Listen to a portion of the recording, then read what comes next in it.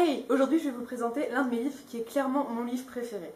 Comme ne le laisse pas du tout entendre le titre de la vidéo, ce livre s'appelle Moi Lucifer et il a été écrit par l'auteur américain Glenn Duncan. Ça fait peur, hein.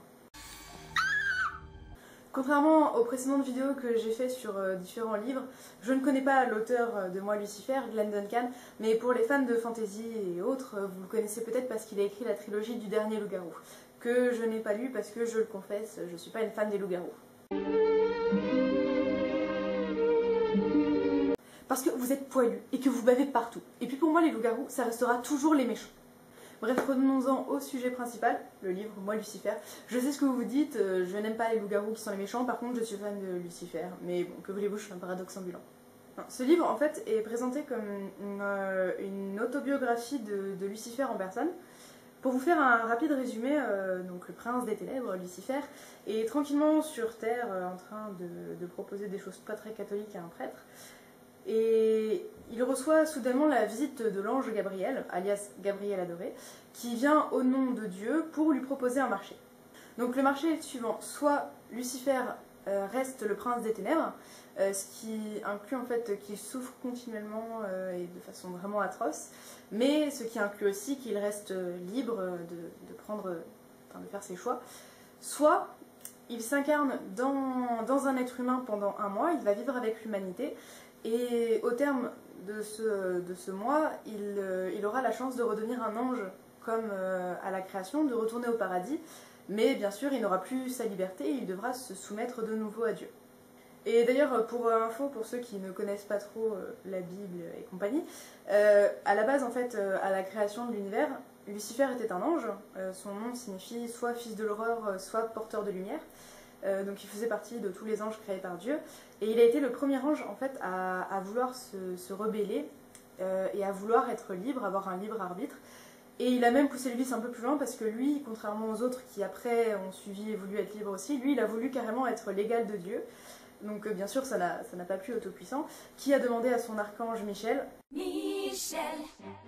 Waouh, c'était quoi ça?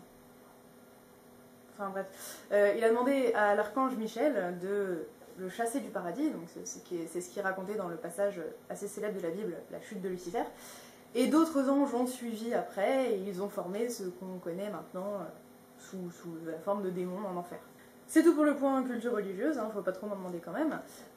Pour revenir au livre, donc Lucifer va accepter le marché de Gabriel et de Dieu, et il va se retrouver dans le corps de Declan Goon, qui est un écrivain complètement raté, au physique pathétique, vraiment médiocre, et qui s'est fraîchement suicidé. Donc pour vous donner une idée du style d'écriture du livre, je vais vous lire le résumé derrière, donc c'est un petit paragraphe, et c'est aussi en fait l'introduction du roman. Il a mis le même texte à l'intérieur et à l'extérieur.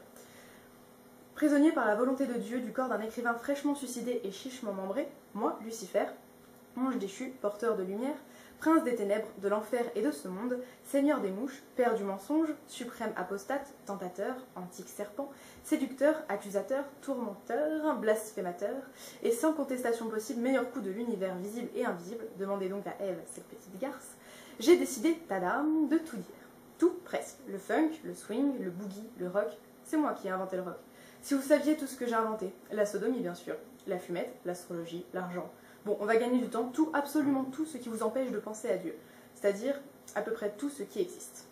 Bon, en fait, il ne faut pas être choqué par les vilains mots qu'il y a dans ce livre, parce qu'il en est truffé. Ce qui est intéressant en fait avec ce roman, c'est qu'on a vraiment l'impression de suivre les pensées de Lucifer, ça s'enchaîne, on a l'impression d'être en direct. En plus, on trouve bien sûr beaucoup de références à la Bible, ce qui, sans être chrétien, peut quand même être très intéressant au niveau culture. Personnellement, en fait, ce livre m'a beaucoup aidé parce que j'ai un projet d'écriture qui va reprendre la Bible, mais dans notre monde contemporain, un peu comme Percy Jackson avec les dieux grecs.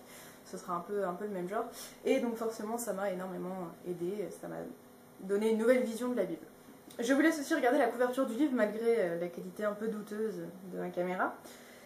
Lucifer est toujours présenté en fait comme le tentateur, et du coup ce dessin le représente bien dans cet esprit.